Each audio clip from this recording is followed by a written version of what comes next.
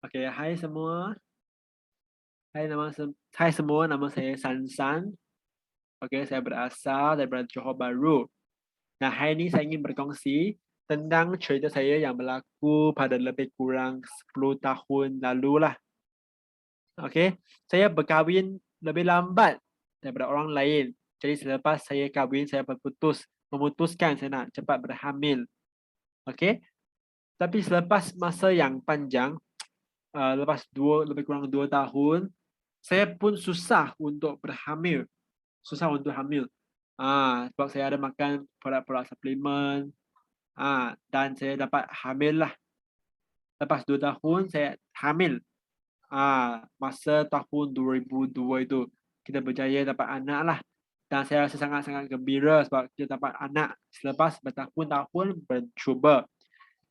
Jadi pada masa saya berhamil, saya membuat pemeriksaan seperti biasalah.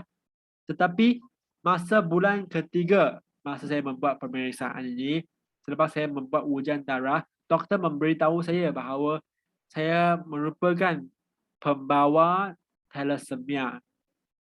Doktor sangat-sangat serius, muka yang sangat-sangat serius dan doktor beritahu saya bahawa saya merupakan pembawa thalassemia dan suami saya juga perlu menjalankan pemeriksaan sekali. Jadi pada masa itu saya pun tidak tahu apa itu pembawa thalassemia dan saya pun tidak membuat research, membuat penyelidikan tentang thalassemia ini. Jadi masa itu saya sangat confused lah, saya pun tak tahu apa itu. Saya pun rasa mungkin suami saya tidak akan kena kot, suami saya mungkin dia tidak akan kena seperti saya kot. Dan hari kedua doktor suruh saya balik ke hospital lagi dan doktor kata suami saya juga juga merupakan seorang pembawa thalassemia. Macam tu. Dan saya rasa sangat-sangat risau. Dan masa ini kita tak sangka kita dua-dua kita merupakan pembawa thalassemia dan doktor mengeluarkan surat untuk membolehkan kita memberi ke Singapura, Hospital Umum Singapura untuk menjalankan pemeriksaan. Okey. Dan selepas saya sampai hospital, saya sangat-sangat risau, sangat-sangat takut. Saya sangat-sangat cemaslah. Dan doktor kata kita kena sign dokumen, kita kena menandatangani kontrak yang mengatakan bahawa bayi saya mungkin akan mati dalam badan saya. Ini bermaksud bahawa jika ada apa-apa yang tidak baik berlaku, saya perlu melepaskan nyawa bayi saya.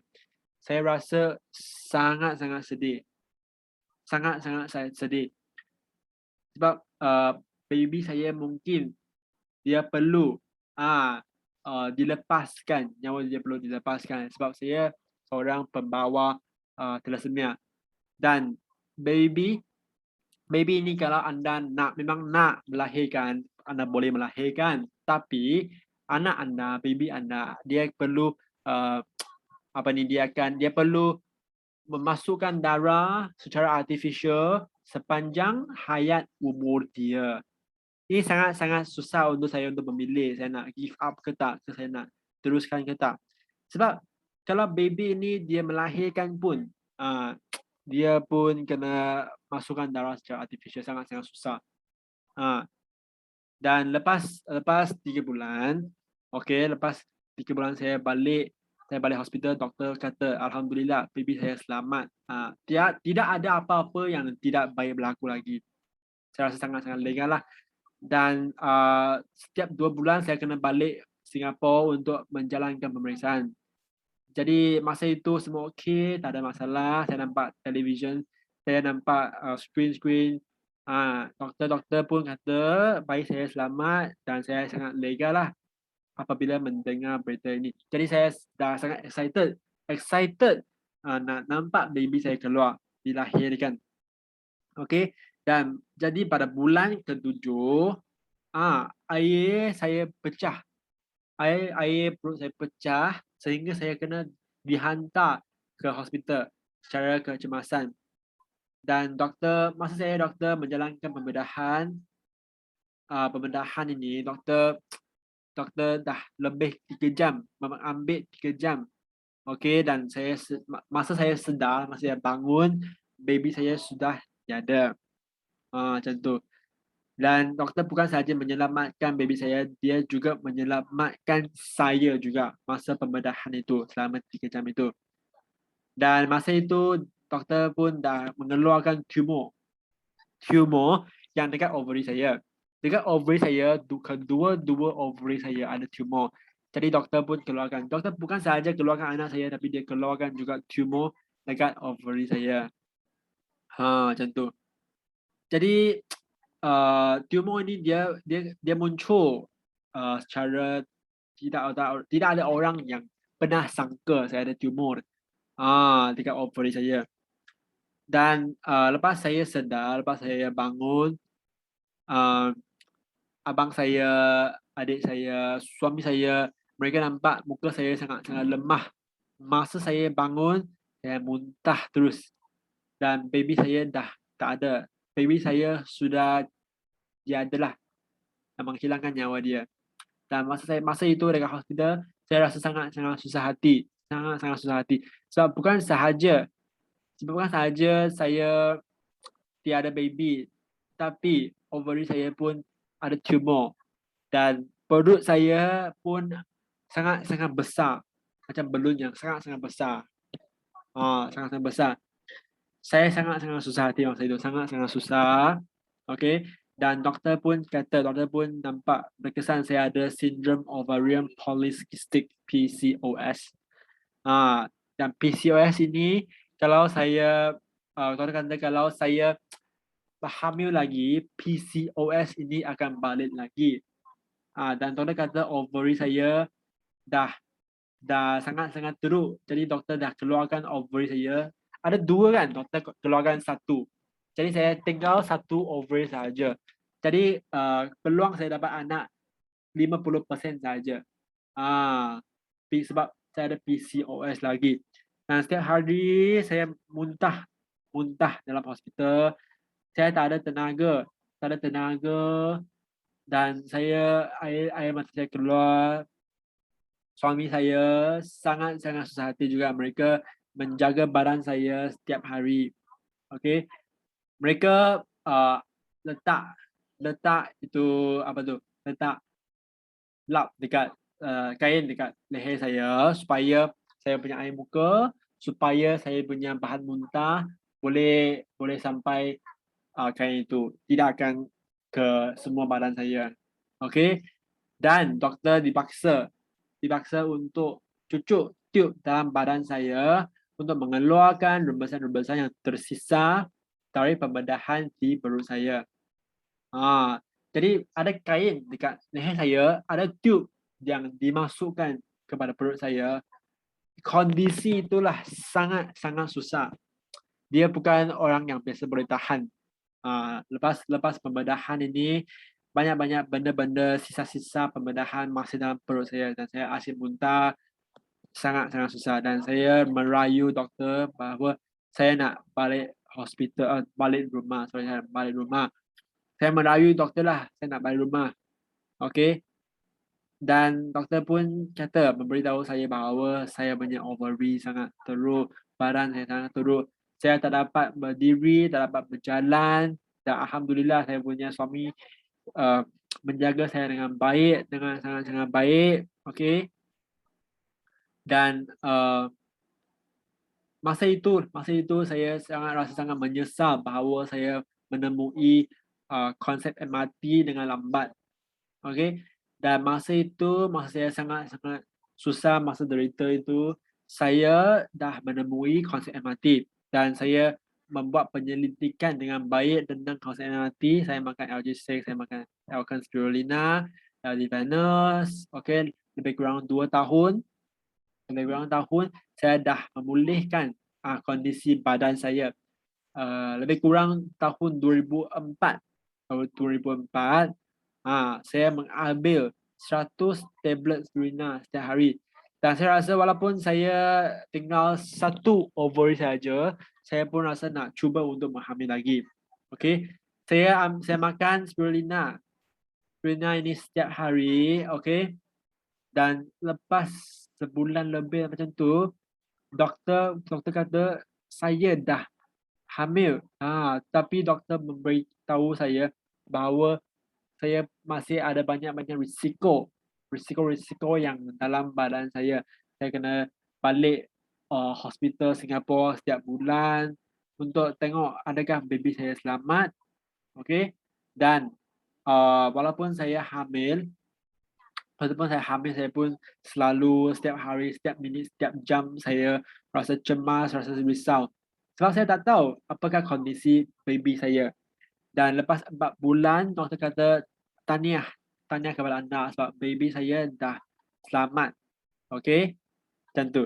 Dan masa itu doktor pun kata dia mengingatkan saya kena berhati-hati, kena berawasi sebab doktor kata lepas baby itu dah sedia dikeluarkan, doktor akan menjalankan pembedahan untuk mengambil baby itu keluar. Bukan secara semula jadi, tapi baby itu kena menjalankan pembedahan untuk dikeluarkan. Macam tu. Jadi saya makan spirulina, makan RD6, makan banyak. Okey. Dan masa doktor rasa baby sudah matang boleh dikeluarkan. Dan saya terpaksa menunggu lagi sebulan. Sebab masa itu walaupun doktor kata dah matang dah, baby boleh keluarkan dah, tapi baby saya underweight, dia kurang berat. Macam tu. Jadi masa itu alhamdulillah Elkon keluarkan Zenergy. Dan masa itu saya pun tak tahu saya boleh buat apa. Saya sangat confused. Dan alhamdulillah masa itu Zenergy dikeluarkan dan saya beli Zenergy untuk makan. Dan masa itu Zenergy dia bukan sebotol, dia package punya. Dan saya makan banyak package lah masa itu. Saya makan sebotol Zenergy dalam seminggu. Macam tu. Dan lepas sebulan, baby saya punya berat badan dia dah tambah 700 gram. Dan dia dah mencapai tahap berat baby yang sepatutnya.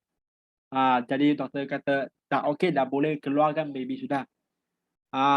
Jadi saya dah melahirkan baby saya dengan lancar. Walaupun masa itu dia hanya 38 minggu saja baby itu berumur. Tapi dia masih sangat-sangat sihat, sangat-sangat hebat. Lepas saya lahirkan baby, saya memulihkan badan saya. Dengan produk-produk MRT Alkan. Setiap hari, setiap jam, setiap momen, saya makan banyak spirulina, makan banyak IG6. Saya makan banyak IG6 lah. Makan Zenergy, makan ecstasy. Okey. Dan kawan saya kata, dia tak pernah nampak ada wanita hamil yang sangat-sangat prihatin dengan kondisi kesihatan sendiri. Yang sangat-sangat sihat seperti saya. Sebab saya makan banyak produk-produk Alkan. Jadi orang-orang lain pun nampak saya sangat-sangat sihat lepas saya hamil. Orang-orang lain pun rasa wow, sebab tak pernah nampak ada orang yang sangat-sangat sihat macam saya lepas melahirkan anak dengan lancar. Okey. Dan lepas saya melahirkan anak, saya punya luka semua dah sembuh dengan baik. Okey, luka pembedahan dah tak nampak. Okey. Tapi doktor pun katalah saya kena balik ke hospital Singapura, okey, untuk membuat pemeriksaan. Okey. Dan lepas saya melahirkan baby, saya balik Singapura, saya buat pemeriksaan dan doktor kata badan saya sangat-sangat sihat sekarang, sangat-sangat baik sekarang. Tak ada apa-apa simptom, tak ada apa-apa risiko yang bahaya dalam badan saya. Macam tu. Dan masa saya nak dapatkan anak kedua, doktor semua sangat-sangat gembira sebab mereka nampak saya ada baby kedua dalam badan saya. Semua orang sangat gembira. Sebab saya dapat baby kedua. Walaupun saya ada ovary yang sebelah sahaja. Yang sebelah itu dah dipotongkan, dikeluarkan. Okey. Jadi saya nak dapat baby lagi, baby itu lelaki. Dan saya makan banyak-banyak energi, saya banyak makan Kington Mineral. Okey. Dan masa itu doktor pun tolong saya, mereka menjalankan pembedahan untuk mengeluarkan baby kedua saya. Okey. Dan masa itu saya risau. cukup berat tak baby saya untuk dikeluarkan? Sebab dia hanya pada minggu ke-37. Tapi masa itu doktor kata dia dah berat badan baby saya dah sampai 3.05 kg. 3 kilogram lah. Kilogram. Dan walaupun anak-anak saya mereka dilahirkan lebih awal daripada yang lain, tetapi badan mereka sangat-sangat sempurna. Baby saya sangat-sangat hebat. Sangat-sangat sihat. Dan gambar ini saya suruh nurse. Saya suruh nurse untuk tolong saya ambilkan gambar ini. Sebab saya pun tahu anak ini merupakan anak yang last saya boleh dapat. Last sudah. Sebab lepas anak ini kalau saya nak menghamil lagi memang sangat-sangat bahaya.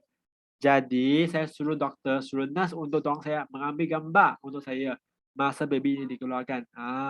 Jadi ini baby yang last saya dapat dan saya tak mungkin lagi akan dapat baby sebab akan sangat bahaya. Jadi lepas saya lahirkan baby, saya ambil spirulina, ambil IG6, saya menjadikan spirulina jadi sebuk-sebuk, masukkan ke dalam susu dan bagi baby-baby saya minum. Jadi anak-anak saya minum susu spirulina, susu campur dengan spirulina lah, macam rojak. Okey, sangat-sangat sihat. Saya punya anak perempuan sangat-sangat sihat, anak lelaki saya pun sangat-sangat sihat, di mana mereka akan berkongsikan cerita mereka seterusnya. Macam tu. Nantilah anak perempuan saya akan berkongsi cerita dia. Okey, seterusnya. Dan saya sangat gembira lah anak-anak saya selalu sihat, selalu hebat. Saya nak berterima kasih kepada Alcon sebab produk-produk ini memang membantu saya berhamil daripada kondisi saya sangat-sangat susah, sangat-sangat teruk, sampai saya muntah, sampai saya tak dapat gerak, sampai saya perut saya besar, sampai saya hebat, sampai saya sihat sekarang. Okay, thank you semua. Dan anak perempuan saya akan berkongsi sekarang.